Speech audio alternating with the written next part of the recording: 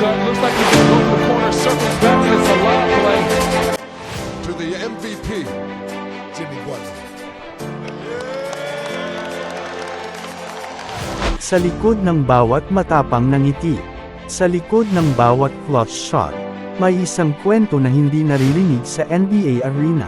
Isang kwento ng pag-ibig, na nagsimula sa sakit at misteryo, at sa isang babaeng minahal niya, pero pinili niyang itago sa buong mundo. Welcome back mga idol. Ito ang nakatagong kwentong love story ni Jimmy Butler. Ang lalaking halos walang nakakaalam kung paano ba talaga siya magmahal.